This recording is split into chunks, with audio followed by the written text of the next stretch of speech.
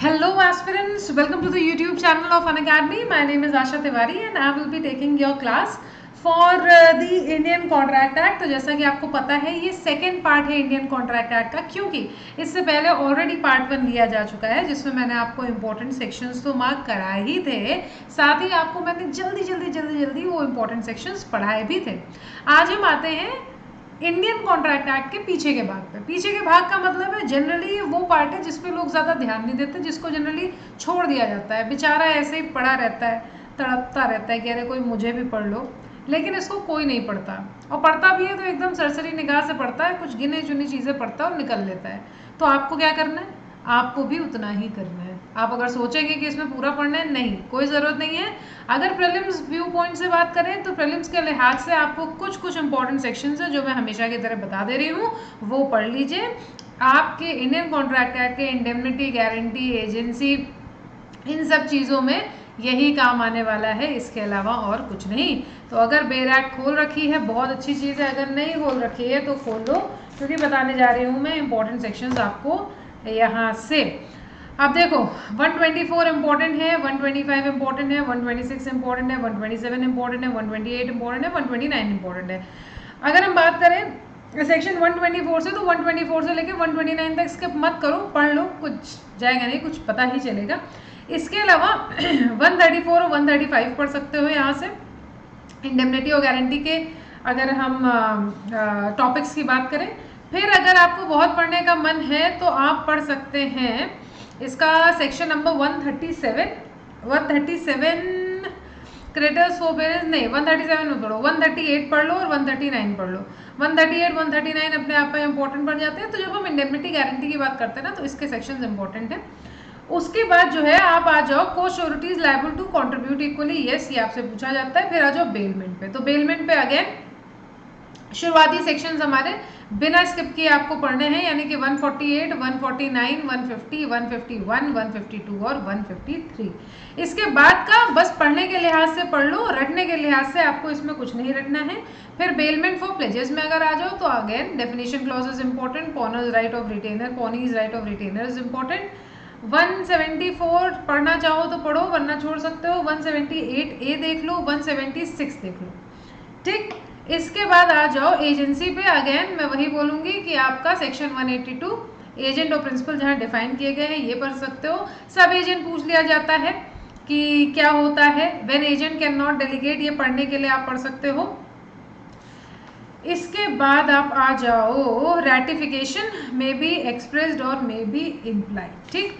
अब revocation of authority और ये सारी चीज़ें हैं, प्रिंसिपल्स ड्यूटी टू एजेंट, ये टर्मिनेशन ऑफ एजेंसी, इसको देख सकते हो।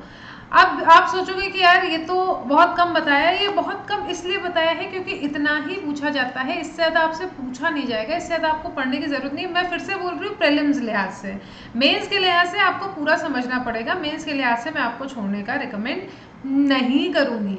तो आते हैं अब हम लोग फटाफट जो सेक्शंस मार्क कराए हैं उनको रिवाइज कर लेते हैं, और भी सेक्शंस आगे पीछे रिवाइज करते हैं। और ये रहा। सो chapter number 8 it is of indemnity and guarantee. अब आ जाओ 124 क्या बोलता है, कॉन्ट्रैक्ट ऑफ इंडेमनिटी की बात करता है। अब इंडेमनिटी का मतलब क्या होता है, इंडेमनिटी में दो पार्टीज होती हैं। पहले तो जैसे मान लो आप है और मैं हूँ, ठीक है, मैंने आपसे बोला कि भाई तुम जाओ, तुम करो ये बिजनेस, तुम्हें जो भी करना है, और जहां तुम्हें दिक्कत होगी, जहां तुम्हारा लॉस होगा, मैं तुमको इंडेमनीफाई करूंगी। तो ये आपके और मेरे बीच में क्या हो गया, कॉन्ट्रैक्ट ऑफ इंडेमनिटी।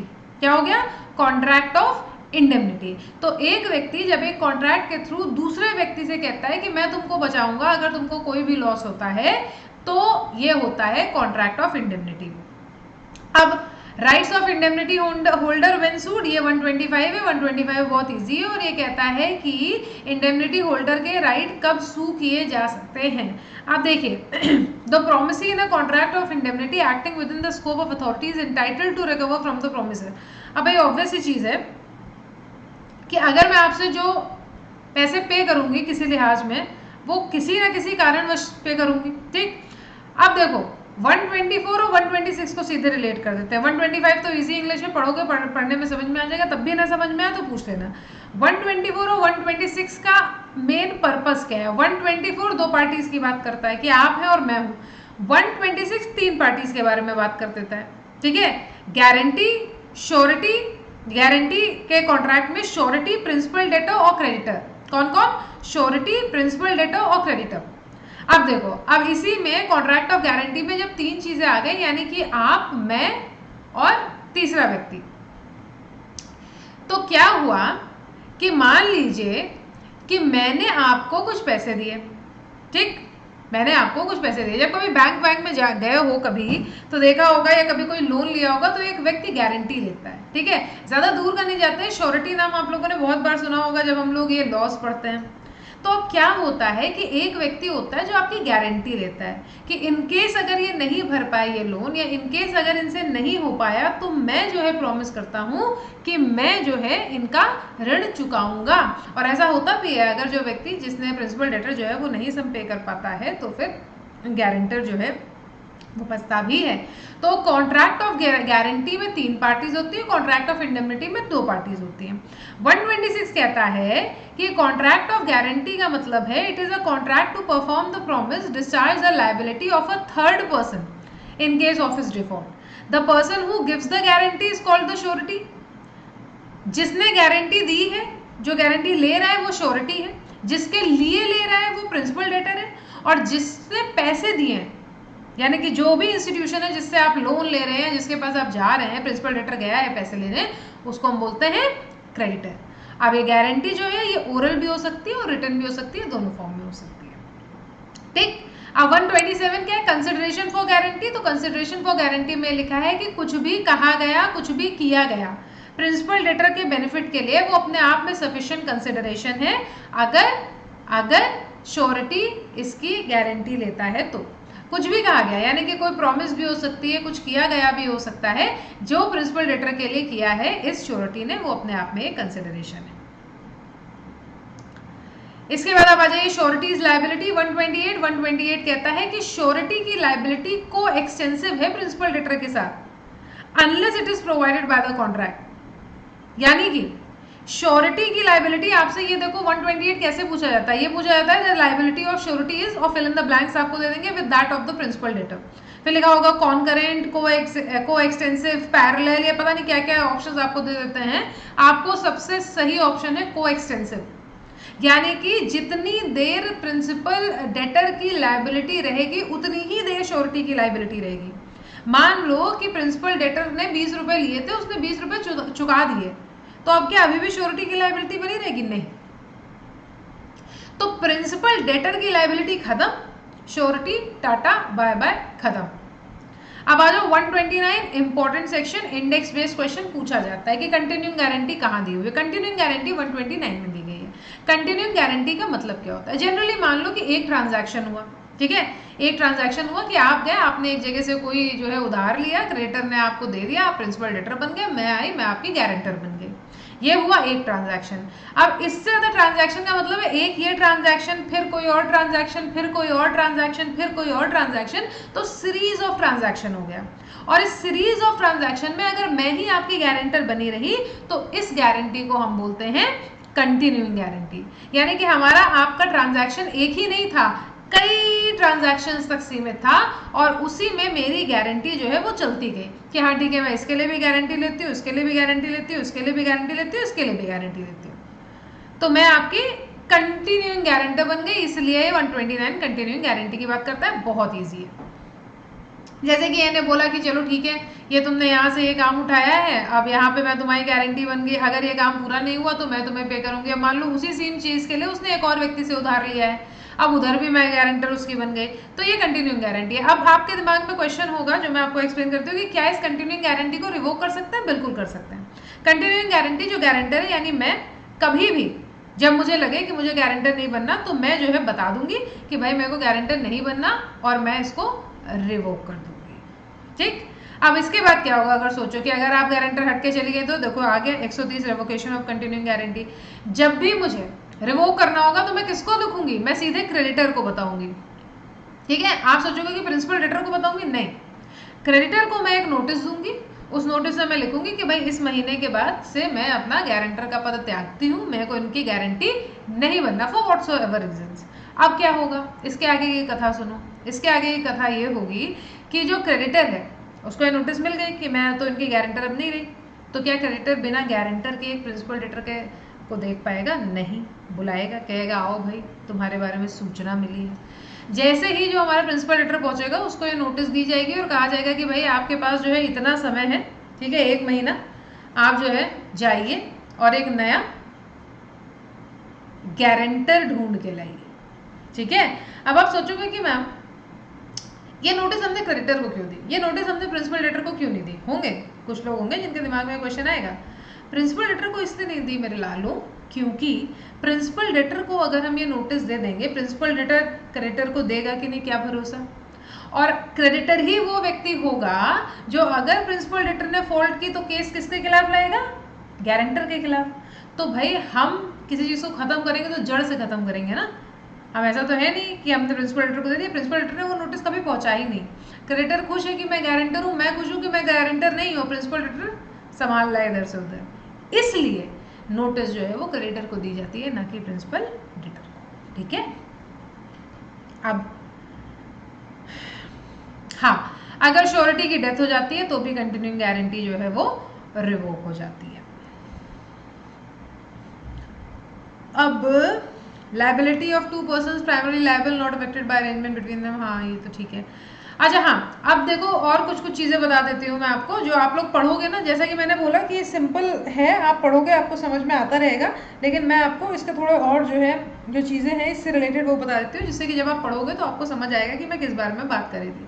देखिए 133, जैसे 133 कहता है कि अगर श्योरिटी को बिना बताए प्रिंसिपल डेटर ने और क्रेडिटर ने मिलकर कुछ चेंजेस कर दिए हैं कॉन्ट्रैक्ट में, अगर श्योरिटी को बिना बताए प्रिंसिपल डेटर ने और क्रेडिटर ने कुछ चेंजेस कर दिए हैं कॉन्ट्रैक्ट में, तो ये अपने आप में श्योरिटी को डिस्चार्ज कर देगा, अपने आप में श्योरिटी को डिस्चार्ज कर देगा, अगर ये बिना बताए किया गया है। अगर ये कंसेंट के साथ किया गया है, कंसेंट लेके किया गया है, तो कोई दिक्कत नहीं है।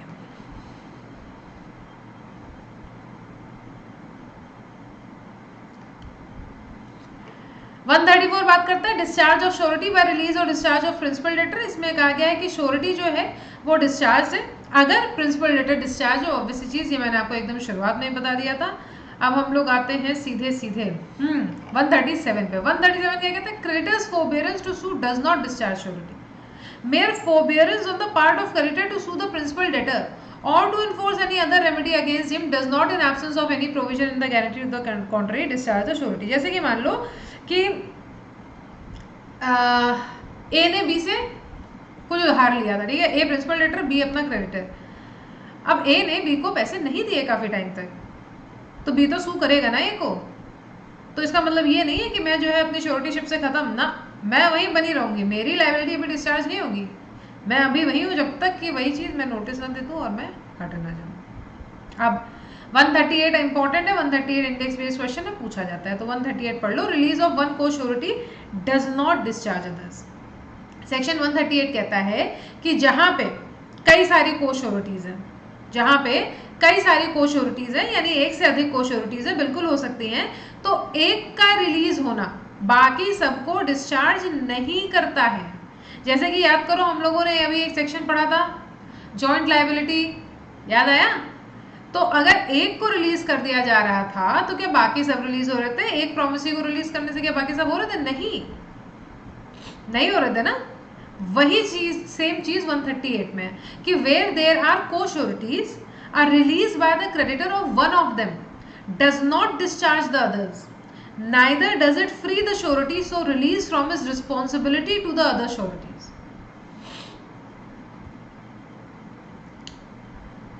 Okay, now let's come to 146 co surety is liable to contribute equally. जैसे कि हम लोगों ने उसमें पढ़ा था, अभी आपको मैंने एग्जांपल दिया, वही सेम चीज है, जितनी को श्योरिटीज होंगी उतना ही जॉइंटली और सेवरली वो लायबल होंगे। जैसे कि एक की रिलीज बाकियों को इफेक्ट नहीं डालेगी, और जितने को श्योरिटीज होंगे वो सब इक्वली जो है वो पे करेंगे, unless again there is a contract to the contrary. जैसे एक कॉन्ट्रैक्ट में अगर लिखा हुआ है कि को श्योरिटी ए 1000 देगा, को श्योरिटी बी 2000 देगा, को श्योरिटी सी 3000 देगा, तो उस हिसाब से होगा। लेकिन अगर ऐसा कोई कॉन्ट्रैक्ट नहीं है तो 3000 देना है तो तीनों ही 1-1-1000 देंगे। ठीक। और अगर कोई एक देता है, बाकी को रिलीज कर दिया गया, तो बाकी दोनों उससे लेंगे, ये भी याद रखिएगा। अब आ जाइए बेलमेंट के चैप्टर पे। चैप्टर नंबर 9 बेलमेंट की बात करता है। 148 बेलमेंट को डिफाइन करता है। क्या है बेलमेंट? बेलमेंट का मतलब होता है कि एक व्यक्ति दूसरे व्यक्ति को कुछ गुड्स देगा किसी पर्पस के लिए, और वो पर्पस कंप्लीट होने के बाद जिस प्रकार से उसको गुड्स दिए गए थे उस प्रकार से वो गुड्स वापस मिलेंगे, और अगर कोई डायरेक्शन दिए हैं बेलर ने तो उस प्रकार वो वापस मिलेंगे। तो जो व्यक्ति गुड्स को दे रहा है उसको हम बेलर बोलते हैं, और जिस व्यक्ति को गुड्स डिलीवर किए जा रहे हैं उसको हम बेली बोलते हैं। जैसे कि मान लो कि आप आए मेरे पास और आपने कहा कि मैम अपनी गाड़ी दे दीजिए, मुझे वीकेंड पे एक लॉन्ग ट्रिप पे जाना है। ठीक, तो आपका पर्पस क्या था? वीकेंड पे लॉन्ग ट्रिप पे जाना। आपने मांगा क्या? मेरी गाड़ी। तो मैं हुई बेलर, आप हुए बेली। अब आपने कहा कि मैम मेरे को वीकेंड पे लॉन्ग ट्रिप पे जाना है, अपनी गाड़ी दे दीजिए। मैंने कहा ठीक है ले जाओ, मंडे को मैं घर के बाहर ही खड़ा कर देना, मेरे को ऑफिस जाना है। ठीक, अब डायरेक्शंस क्या आते हैं कि मंडे को आप मेरे घर के बाहर मेरी गाड़ी खड़ी करेंगे। तो बेलमेंट क्या है? बेलमेंट है delivery of goods by one person to another for some purpose upon a contract that they shall when the purpose is accomplished be returned or otherwise disposed of in accordance to the directions of the person delivering them. The person delivering the goods is called the baler and the person to whom they are delivered is called the bailee. 149 कहता है delivery कैसे होगी? Delivery obvious सी चीज है कि आप possession दे देंगे। जो पोजेशन जिस व्यक्ति को इंटेंडेड है उसको जब पोजेशन मिल गया, ऑथराइजेशन मिल गया उसके बिहाफ पे, तो डिलीवरी होगी। अब 150 कहता है कि बेलर की ड्यूटी है कि वो डिस्क्लोज करे फॉल्ट्स जो गुड्स उसने दिए। अगर नहीं किए तो बेलर रिस्पॉन्सिबल है डैमेज के लिए। जैसे कि मान लो मैंने गाड़ी तो दे दी, जैसे कि अक्सर आप लोग करते हो कि बाइक या स्कूटी देते हो तो आप बता देते हो अपने दोस्तों कि भाई देखे रहना ये जो इसका ब्रेक है बहुत ढीला है, लगता नहीं है। पहले से ही जो है 1 किलोमीटर पहले से जो है चिल्लाने लगना कि हट जाओ, तभी लोग हट पाएंगे। ठीक, या अपनी बाइक देते हो तो बता देते हो कि भाई देख लो ये ऐसा है, ये थोड़ा इसका हैंडल जो है तिरछा है, चल सीधे चलाओगे तो टेढ़े जाएगी, इसलिए टेढ़े चलाना तो सीधे जाएगी। तो जो भी चीज़ आप बता देते हो वो बतानी होती है, क्योंकि 150 कहता है कि अगर आपने अपनी चीज़ दी और उसमें जो फॉल्ट्स थे वो डिस्क्लोज नहीं किए और उन फॉल्ट्स की वजह से अगर बेली को दिक्कत हो गई तो उसको जो दिक्कत हुई है या जो डैमेज हुई है उसकी भरपाई कौन करेगा भाई साहब? आप करेंगे, क्योंकि आप हैं बेलर। अब 151 कहता है care to be taken by bailee. ये तो ठीक है कि 150 कहता है कि भाई फॉल्ट्स बता दो, लेकिन 151 कहता है कि भाई बेली भी तो कुछ काम करे कि बस लेके चल देगा। तो बेली क्या काम करेगा? बेली ये काम करेगा कि बेली उसको इतने ही प्यार से रखेगा जैसे कि उसकी हो, उसकी केयर करेगा और कोशिश करेगा कि जिस क्वालिटी और क्वांटिटी में ले गया है उतनी ही क्वालिटी और क्वांटिटी में आपको वापस करे ना। बेली कब लायबल नहीं है किसी चीज़ के खो जाने पे या लॉस पे जो चीज़ उसको दी गई है? तो बेली अगर उसने प्रॉपर केयर लिया, कॉशन लिया 151 के अनुसार, यानी कि इसके अनुसार, और उसके बाद भी चीज़ खराब हो गई तो बेली लायबल नहीं है। जैसे कि मान लो कि भाई साइकिल लेके गया, साइकिल में ऑलरेडी हवा कम थी। ठीक, हवा तो कम थी ही थी, उसके बाद जो है भाई पंचर हो गई अलग, तो उसमें बेली क्या करे बेचारा? बेली कहेगा तुम पहले से ही पंचर रखे होते, हमको बता रहे ट्यूबलेस टायर है, हम बैठे तो ओके। ये थी कुछ बेलमेंट और बेली के बारे में कहानियाँ। और इसमें और क्या इम्पोर्टेंट है?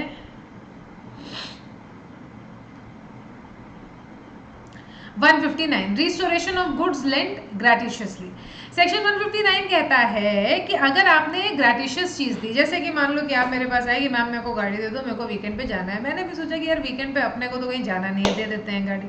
तो मैंने बोला कि ठीक है लेते जाओ, लेकिन अगर मुझे ज़रूरत पड़ी तो फिर तो तुम्हें लाना पड़ेगा। तो हमने कहा अरे मैम ज़रूरत पड़ेगी कहाँ, ले जाने दीजिए, बच्चे की जान लेंगी क्या? हमने कहा चलो ठीक है ले जाओ।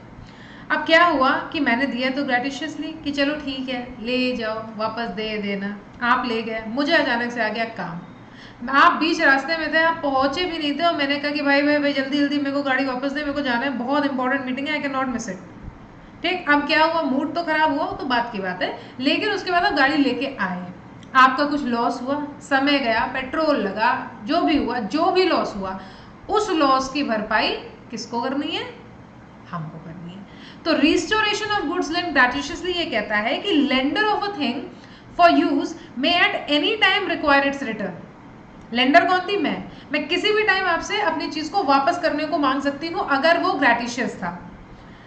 हालांकि तब भी if he had lent it for a specific time of purpose, ये तो ठीक है, मैं किसी भी समय आपसे अपनी सामान मांग सकती हूँ अगर वो मैंने ग्रेटिशियसली दी थी। लेकिन but if on the faith of such loan made for the specified time or purpose, the borrower has acted in such a manner that the return of the thing lent before the time agreed upon would cause him loss exceeding the benefit actually derived from him from the loan, the lender must, if he compels the return, indemnify the borrower for the amount in which the loss so occasion exceeds the benefit so derived. भाई मान लो कि आप निकले ही नहीं थे, आप 1 kilometre तक गए और मैंने बोला कि अरे यार वापस कर दो, मेरे को जाना है, कोई लॉस नहीं हुआ, आप चले आधे रास्ते पहुंच गए, ठीक, उसके बाद वापस आओगे तो लॉस हुआ ना, तो उसको इंडेमनीफाई फिर मुझे करना पड़ेगा, चाहे मैंने ग्रेटिशियसली दिया था चाहे नहीं दिया, ठीक। अब 160 कहता है return of goods bailed on expiration of time और अकम्पलिशमेंट ऑफ पर्पस। बेली की ड्यूटी है कि जैसे ही उसका पर्पस अकम्पलिश हो जाए तुरंत वो चीज वापस करेगा, या टाइम जैसे ही एक्सपायर हो जाए तुरंत वो चीज वापस करेगा, ये ड्यूटी है बेली की ड्यूटी टू रिटर्न। फिर बेली की रिस्पॉन्सिबिलिटी होती है when the goods are not duly return, जहां पे गुड्स ड्यूली रिटर्न नहीं किए गए हैं बेलर को, कुछ भी डिस्ट्रक्शन होता है, कुछ भी डिटोरिएशन होता है, कुछ भी होता है, तो बेली की डिफॉल्ट मानी जाएगी, बेली की फॉल्ट मानी जाएगी और बेली से लिया जाएगा डैमेजेस। बेलर्स रिस्पॉन्सिबिलिटी टू बेली क्या है? बेली की तो रिस्पॉन्सिबिलिटी पता चल गया, बेलर क्या करेगा? तो बेलर की रिस्पॉन्सिबिलिटी ये है कि अगर बेली को उसने कोई सामान दी थी और उसको पता है कि इतना टाइम खत्म हो चुका है, तो बेलर जो है ये ही विल मेक श्योर कि is entitled to receive back the goods, या फिर उसको रिगार्डिंग डायरेक्शंस दे दे। बेली कॉल कर रहा है, बेली कह रहा है कि अरे भैया हम घर के बाहर खड़े हैं, कहाँ लगा दे? आपने कहा अरे हम तो घर पे है नहीं, तुम एक काम करो तुम यहाँ आ जाओ, फिर वहां पहुंचा, आपने कहा हम तो यहाँ से चल चुके हैं, अब तुम यहाँ आ जाओ, तो ये गलत है। 164 कह रहा है कि बेलर की भी रिस्पॉन्सिबिलिटी है बेली के प्रति कि वो डायरेक्शंस दे जिससे कि उसको उसकी चीज वापस मिल सके।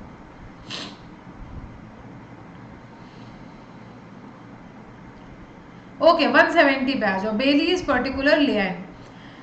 तो लियान का मतलब है आपने एक चीज को रोक लिया है, ठीक। अब बेली ये काम कब कर सकता है? बेली ये काम तब कर सकता है, सामान को तब रोक सकता है जब बेली को चाहिए कि उसने कहा कि भैया ऐसा है, हमने लगाया है इसमें पैसे, तुम्हारी साइकिल जो है वो जंग से पीड़ित हो चुकी थी, एकदम जर्जर हालत में थी, उसको बनवाते नहीं तो जब तक तुम लेने आते तब तक जो है ये बुरादा ही मिलती तुमको, टायर के ऊपर बुरादा टंगा होता, तो इसलिए मैंने इसको पेंट कराया, एकदम नया बनाया, इसको राजा बाबू टाइप बना के इसको रखा है, प्यार से रखा है, और अब तुम आए हो तो पहले अब मुझे इसका जो है डिस्ट्रक्शन और डिटोरिएशन से बचाने के रेम्यूनरेशन दो, उसके बाद जो है तुमको ये साइकिल मिलेगी। तो क्या बेली ऐसा कर सकता है? बिल्कुल कर सकता है, 100% कर सकता है 170 के अंतर्गत। आइए पढ़ते हैं। Where the bailee has, in accordance with the purpose of bailment, rendered any service involving the exercise of labor or skill in respect of the goods bailed, he has, in the absence of contract to the contrary, a right to retain such goods until he receives due remuneration for the services he has rendered in respect of them. अब आ जाओ next. देखो ये सारे sections ना, पता है सारे sections, and I am not kidding, सारे सेक्शंस मैंने आपको अनअकैडमी में पढ़ा है, एक एक सेक्शन। तो ये क्योंकि दोस्त बहुत लिमिटेड क्लास है और ये रिवीजन क्लास है, इसलिए मैं सारे सेक्शंस तो नहीं पढ़ा सकती, लेकिन इन केस अगर आपको सारे सेक्शंस देखने हैं तो अनअकैडमी में मेरे को फॉलो कर सकते हो। नाम है मेरा आशा तिवारी, बहुत आराम से मिल जाऊंगी। जैसे ही अनअकैडमी की ऐप डाउनलोड करना, मेरे को सर्च कर लेना, फ्री क्लासेस में सब मिल जाना है। अच्छा अब आ जाओ 172 प्लेज पॉनर पॉनी डिफाइन। जैसे बेलमेंट में बेलर बेली था, वैसे ही प्लेजेस में आपका प्लेज में आपका पॉनर और पॉनी होगा, ठीक, सेम चीज है। बस प्लेज में क्या है? प्लेज में गिरवी रखते हो कुछ। बेलमेंट में क्या था? एक कॉन्ट्रैक्ट था कि ले जाए, मैंने कहा ले जाओ। प्लेज में क्या है? ले जाओगे लेकिन कोई चीज गिरवी रख के, ठीक है, आए हो तो कुछ ना कुछ दे के ही जाओगे। और उसके बदले पैसे लेके ही जाओगे, और जब मुझे पैसे प्लस इंटरेस्ट वापस कर दोगे तो जो तुमने मुझे दिया था वो वापस तुम लेके जाओगे। ये है आपका प्लेज। तो 172 बात करता है प्लेज की, पॉनर और पॉनी को डिफाइन करता है। इंडेक्स बेस्ड क्वेश्चन आता है कि कहाँ डिफाइंड है। तो bailment of goods as security for payment of डेप्ट और performance of a promise is called a pledge. The bailor in this case is called pawnor and the bailee in this case is called the pawnee. अब क्या पौनी भी retain कर सकता है? भाई बेली कर सकता है तो पौनी क्यों नहीं कर सकता है? गलत बात है, बिल्कुल करेगा। पौनी का भी वही सेम चीज़ है, उसका डेट पूरा नहीं हुआ है, उसको इंटरेस्ट नहीं मिला है, तो वो आपकी प्रॉपर्टी को या गुड्स को, जो भी आपने प्लेज किया उसको रिटेन कर सकता है। गुड्स को, यहाँ पे गुड्स की बात हुई है, गुड्स को रिटेन कर सकता है। ठीक है, सेम जितनी जितनी बेली की राइट है कि जो हमने एक्स्ट्रा ऑर्डिनरी एक्सपेंसेस दिए हैं, जहाँ पे पॉनर ने डिफॉल्ट कर दिए हैं, जहाँ पे पॉनर खुद रिडीम नहीं किया, पॉनर आया ही नहीं, टाइम बीत गया, ये सब हो गया, तो ये सारी की सारी चीज़ें सब पॉनर और बेली का लगभग लगभग सेम है।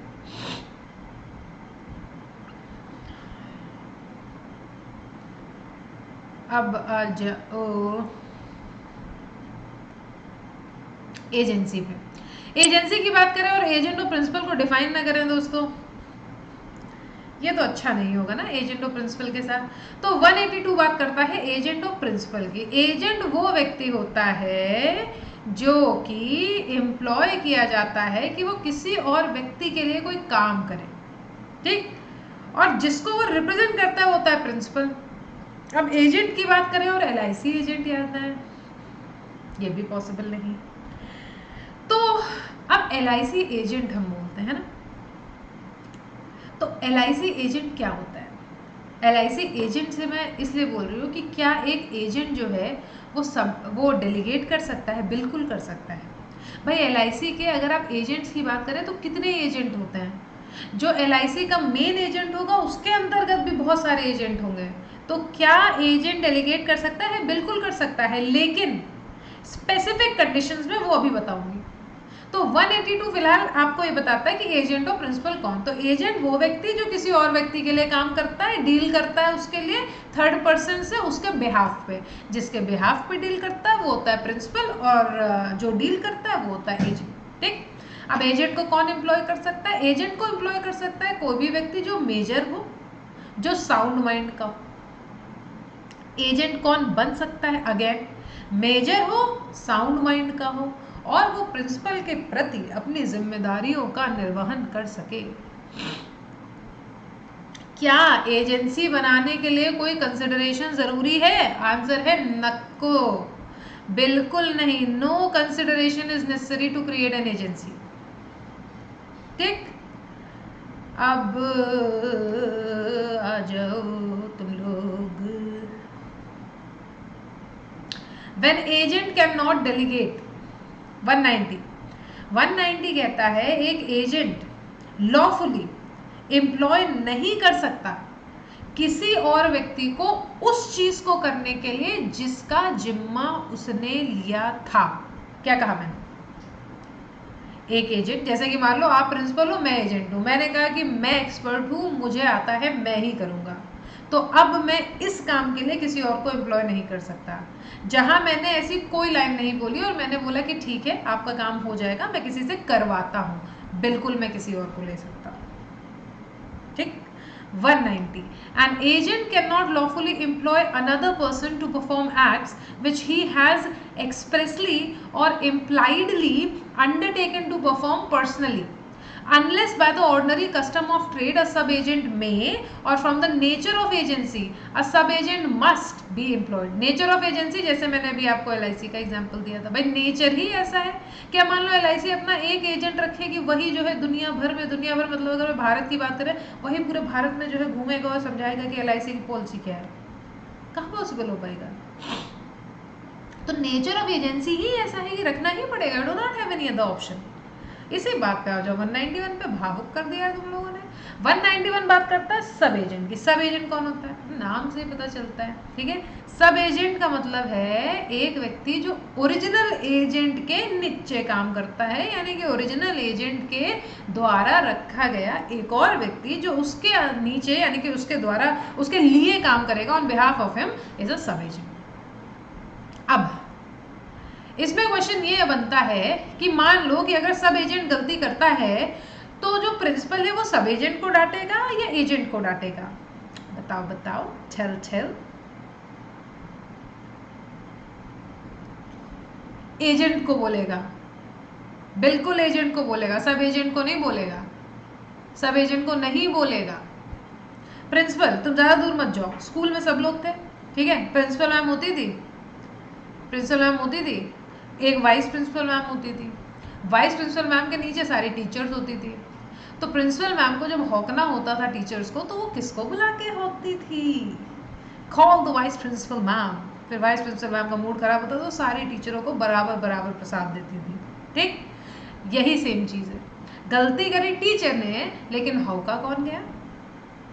तो 192 हमसे कहता है कि रिप्रेजेंटेशन ऑफ प्रिंसिपल बाय सब एजेंट प्रॉपरली अपॉइंटेड। अगर सब एजेंट भी कुछ करता है तो एजेंट तो सब एजेंट को सुनाएगा ही सुनाएगा, लेकिन वो भी खुद सुनेगा प्रिंसिपल से। ये चीज याद रखना, तो कंफ्यूज नहीं हो गया।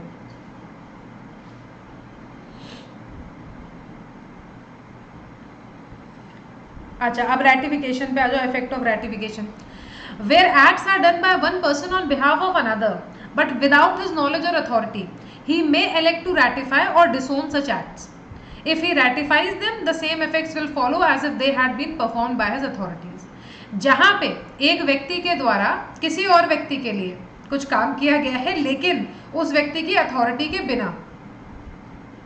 अब मान लो कि प्रिंसिपल ने कभी एजेंट से कहा ही नहीं कि भाई तुम जाओ और ये डील मेरे लिए क्रैक करो, ना अथॉरिटी दिया ना इंस्ट्रक्शन दिया कि आप जाइए और आप ये डील मेरे लिए क्रैक करिए, लेकिन एजेंट गया, एजेंट ने वो डील क्रैक की, डील क्रैक नहीं हो पाई और प्रिंसिपल का नुकसान हुआ।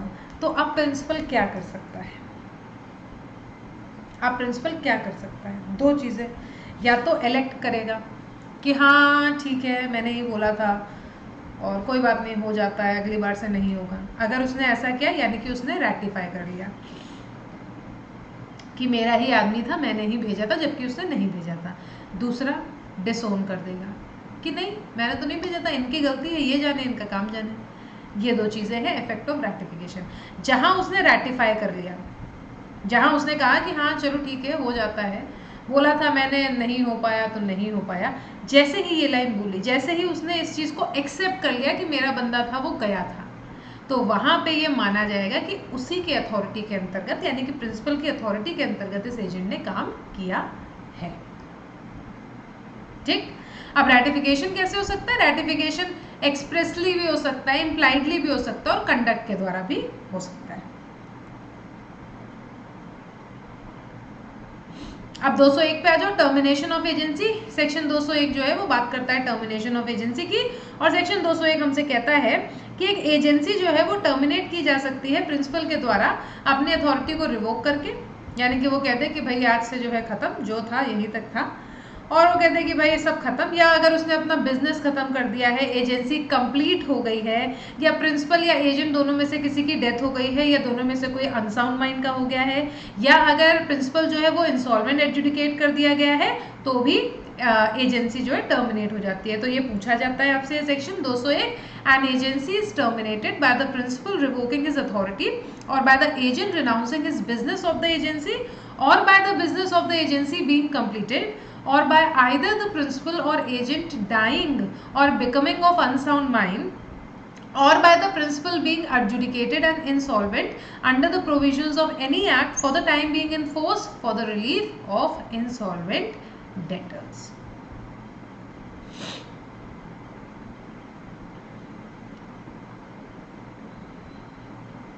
Okay?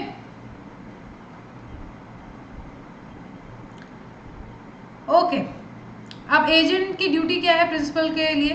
एजेंट की ड्यूटी प्रिंसिपल के लिए ये है कि एजेंट बाउंड है कि वो बिजनेस को अच्छे से कैरी करे। अगर प्रिंसिपल नहीं है उसकी एब्सेंस में ऐसे डायरेक्शंस दे जो अकॉर्डिंग टू कस्टम ठीक हो, जो ऐसा लगे कि हाँ प्रिंसिपल ने ही बोला है और एजेंट जो है वो जनरली प्रिंसिपल के बिहाफ पे काम करता है, तो वो कोशिश करे कि प्रिंसिपल के लिए वो प्रॉफिट ही प्रॉफिट लेके आए, लॉसेस नहीं। 212 कहता है कि एजेंट से क्या क्या रिक्वायरमेंट है। तो एजेंट से रिक्वायरमेंट होती है कि उसके पास स्किल हो और डिलीजेंस हो, यानी कि बेवकूफ़ ना हो, स्किल्स हो, दिमाग यूज करने में जो है तेज हो, तभी तो वो प्रॉफिट लेके आएगा ना। तो agent is bound to conduct the business of agency with as much skill as is generally possessed by person engaged in similar businesses unless the principal has notice of his want of skill. The agent is always bound to act with reasonable diligence and to use such skill as he possesses and to make compensation to his principal in respect of the direct consequences of his own neglect, want of skill or misconduct, but not in respect of loss or damage which are indirectly or remotely caused by such neglect, want of skill or misconduct.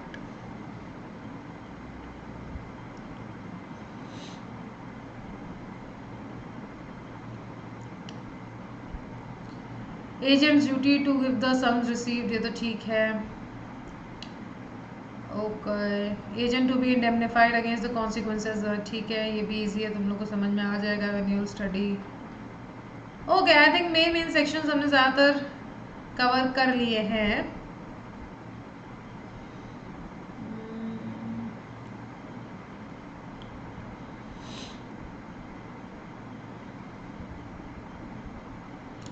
Yup, सो जो main sections थे वो आपको मैंने mark करा दिए और वो मैंने कवर भी कर लिए हैं। इसके अलावा किसी भी सेक्शन में कोई भी दिक्कत हो, कोई भी परेशानी हो, एक काम करना है, इसी में वीडियो में आपको जो है मेरे टेलीग्राम ग्रुप का लिंक दिया होगा, नहीं लिखा है तो कमेंट बॉक्स में जो है मेरे से पूछना। और अगर तुमको लगे कि रिप्लाई नहीं कर रही हो तो भाई मेरा भी एक चैनल है जिसका नाम है coaching classes by Aish, YouTube का मेरा चैनल है, क्या नाम है, coaching classes by Aish, AISH, ठीक है। उसमें मैं ही दिखूंगी आपको चश्मा लगाए हुए, तो आप मुझे उस पर फॉलो कर सकते हो, उस पर मैसेज कर सकते हो, बिल्कुल मुझे आपका मैसेज मिलेगा, मैं तुरंत रिप्लाई करूंगी, पहली चीज़। दूसरी चीज़ दोस्तों, अनअकैडमी पे मुझे बहुत प्यार से ढूंढ सकते हो, आशा तिवारी के नाम से उपलब्ध हूँ मैं वहाँ पे, और आप मेरी क्लासेस देख सकते हो। I am available at Unacademy. And classes की बात करें तो वही 3 प्रकार की क्लासेस हैं, प्लस है, आइकॉनिक है और स्पेशल क्लासेस हैं। स्पेशल क्लासेस में कुछ नहीं करना है, मेरा कोड याद रखना है, कोड है मेरा आशा लाइव, आशा नाम है मेरा, और लाइव क्लास लेती हूँ मैं, तो आशा लाइव हो गया पूरा कोड। ये कोड यूज़ करने का, क्लासेस में एकदम मस्त आने का, पढ़ने का, हंसने का, समझने का, सीखने का और जाने का। जब हम बात करते हैं बैचेस की, तो बैचेस के लिए भाई इंपॉर्टेंट अनाउंसमेंट ये है कि बैचेस जो है वो हो रहे हैं हाइक, यानी कि प्राइस जो है वो हाइक हो रहा है 13 जून से। तो इनकेस अगर बैच लेने का सोच रहे थे तो इससे बढ़िया समय नहीं मिलेगा, क्योंकि जो है प्राइस बढ़ने वाला है। अनिल खन्ना सर का जो कॉम्प्रिहेंसिव ऑनलाइन बैच है 2023 का, ये इसके यूएसपीज क्या हैं? यूएसपीज ये है कि भाई 35 लॉज की इनडेप्थ नॉलेज मिलेगी, मेंस प्रिपरेशन तो होगा ही होगा, इंटरलिंकिंग ऑफ लॉज अलग से मिलेगा, लैंग्वेज की क्लासेस मिलेंगी, पर्सनल मेंटरशिप मिलेगा, डिजिटल नोट्स के साथ साथ फिजिकल नोट्स भी मिलेंगे, मंथली टेस्ट तो मिलेगा ही मिलेगा, इवैल्यूएशन भी मिलेगा कि ये क्या किया है तुमने, और क्यूरेटेड प्रीलिम्स और मेंस टेस्ट भी मिलेगा। तो यूज़ कर सकते हो कोड मेरा, या जो फ़ोन नंबर है स्क्रीन पे उस पर कॉल कर सकते हो। Maharashtra judiciary rapid revision batch की बात करें तो 14,000 में आपको ये मिल रहा है रैपिड रिवीजन बैच। इसमें प्रीलिम सिलेबस पूरा कवर किया गया है और आप अपने एडुकेटर्स को देख सकते हैं अपनी स्क्रीन पे, ये आपकी क्लासेस लेंगे। आरएम कॉम्प्रिहेंसिव जुडिशरी बैच की बात करें तो 25 मई से स्टार्ट हो चुका है, 12 महीने का बैच है। ये रहा QR कोड, अगर स्कैन नहीं किया है तो कर लो, क्योंकि मिलेगा इसमें प्रीलिम्स और मेंस प्रिपरेशन और डिजिटल और फिजिकल नोट्स और लाइव लेक्चर्स और डाउट सॉल्विंग लेक्चर्स और रिकॉर्डिंग्स भी अवेलेबल हैं। इसके अलावा यूपी जुडिशरी 2024 कॉम्प्रिहेंसिव बैच 29 मई से स्टार्ट हो चुका है, 15 महीने के ड्यूरेशन का है, और ये है इसके USPs, entire UP syllabus cover किया गया है। बाद में ना कहना मैंने बताया नहीं था। अनअकैडमी क्लासरूम चंडीगढ़ में खुल चुका है, ऑफलाइन क्लासरूम है, तो चंडीगढ़ वालों इनरोल कर डालो। तो ये देख लो भाई, ये एड्रेस है और भाई लिमिटेड सीट्स हैं, तो मतलब बस समझ लो। 6 यूएसपीज हैं भाई, 35 लॉ कवर्ड है, मेंस प्रिपरेशन है, इंटरलिंकिंग है, लैंग्वेज क्लास है, मॉक टेस्ट इवैल्यूएशन के साथ और इंटरव्यू गाइडेंस तो है ही है। फिर अब देखो मैंने क्या बताया था, प्लस और आइकॉनिक बैचेस बताए थे। तो आइकॉनिक बैचेस में फिजिकल नोट्स मिलते हैं, पर्सनलाइज इवैल्यूएशन मिलता है, इंटरव्यू प्रिपरेशन मिलता है और 1-on-1 पर्सनल मेंटरशिप भी मिलती है। तो भाई what are you waiting for. हाँ, again Asha Tiwari signing off. You can follow me on my YouTube channel coaching classes by Ash. तो यहाँ पे हमारा इंडियन कॉन्ट्रैक्ट एक्ट का रिवीजन खत्म होता है। जिन्होंने पहला पार्ट नहीं देखा है देख लेना, क्योंकि उसमें मैंने शुरुआती सेक्शंस के इंपॉर्टेंट सेक्शंस आपको मार्क कराए, इलस्ट्रेशंस बताएं क्या क्या इंपॉर्टेंट है, ठीक है। तो ये काम कर लेना, बेरैक खोल के बैठना और उस पर जो है मार्क कर लेना। ये तो हुई इंडियन कॉन्ट्रैक्ट एक्ट की बात। अब महाअभ्यास पता है, महाराष्ट्र सीरीज तो हम लोग कवर कर ही रहे हैं। सीरीज का मतलब हम लोग जो है फटाफट फटाफट रिवीजन करा रहे हैं। तो इसके बाद जो है मेरा आपके साथ रिवीजन होगा सीआरपीसी का, ठीक है। तो मिलूंगी आपको नेक्स्ट में सीआरपीसी के साथ, वो 3 भागों में हम लोग कवर करेंगे। तो आइएगा, अपने दोस्तों को संग लाइएगा और उनको बताइएगा कि सीआरपीसी का रिवीजन होने जा रहा है। तो मिलती हूँ आपसे सीआरपीसी के रिवीजन के साथ। इसके अलावा मैं यूट्यूब पे तो मिलूंगी अपने चैनल पे, और अनअकैडमी पे तो मैं मिलूंगी ही सुबह 8 बजे और रात में 8 बजे आईपीसी की क्लास के साथ। चलो अभी के लिए इतना ही guys, thank you so much for joining, keep on laughing, loving, living and also studying. I will see you people again with another topic. That's all for today, bye bye, take care, good night, sweet dreams, Tata.